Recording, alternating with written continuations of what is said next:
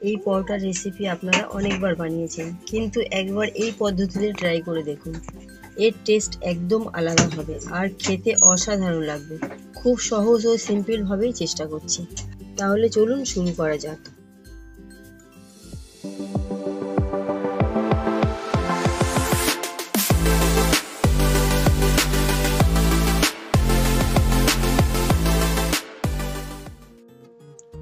এখানে আমরা ময়দা নিয়ে নিলাম।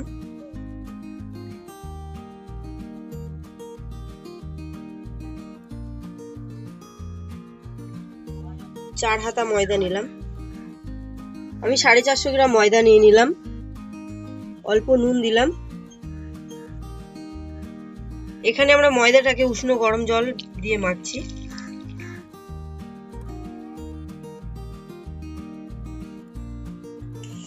আমাদের এটা মাখা হয়ে গেছে। এবার এটাকে 10 মিনিটের জন্য রেস্টে রাখবো। আমরা 10 মিনিট বাদে চলে এসেছি। এবার এই আটাগুলো লেচি কেটে নেব।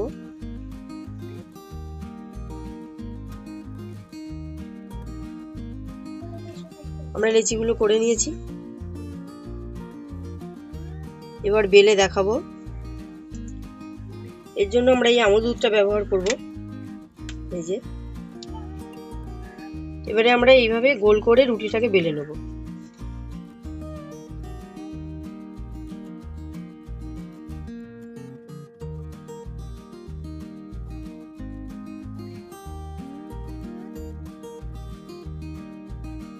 এই যে গোল করে এইভাবে বেলে নেব। খুব বেশি মোটা না, আবার খুব পাতলা না। একটু আটা ছড়িয়ে দেবো। এইভাবে করে নেব। তারপর আমুল দুধটা দিয়ে দেবো।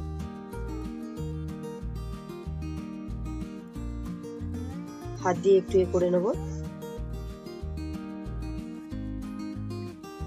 এবার এটাকে এইভাবে মুড়ে নেব।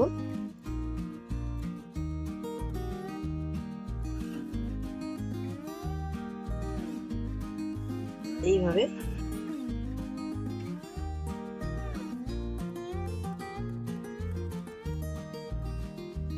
এটাকে এইভাবে মুড়ে নেব।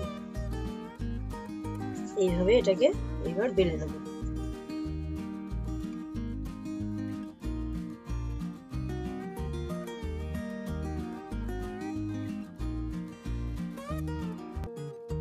এইবার এইভাবে বেলে নেব। এটা খুব বড়ও না, আবার একদম ছোটটাও হয়নি।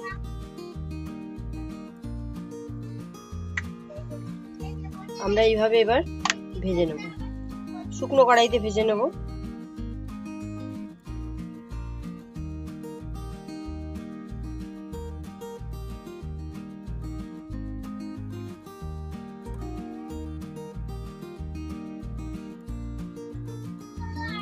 এপিট ওপিট করে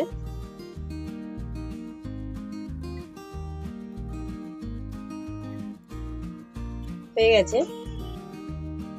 এবার তেল ব্রাশ করে নেব, অল্প তেল।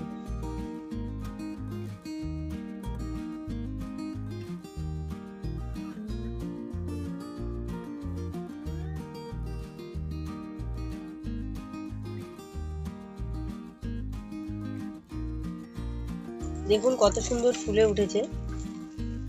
আমরা এই পিঠটাও তেল ব্রাশ করে নেব।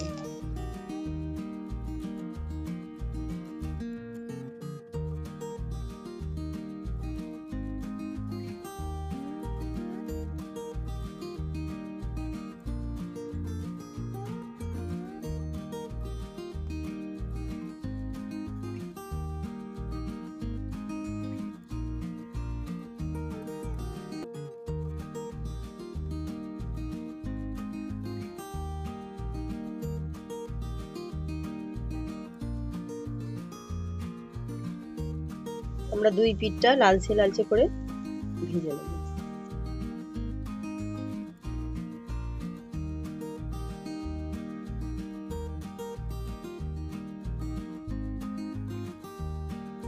এইভাবে আমরা লালচে লালচে করে ভেজে নেব। পরোটাটা আমাদের হয়ে গেছে।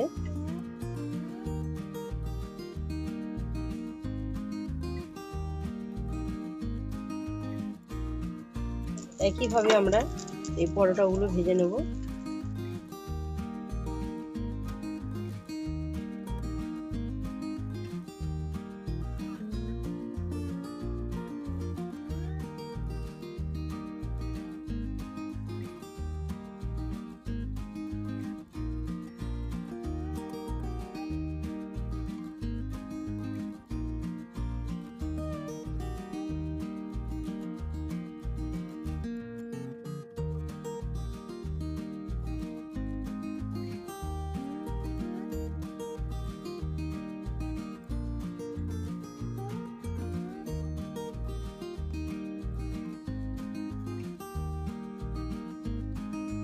দেখুন কি সুন্দর ফুলে উঠেছে।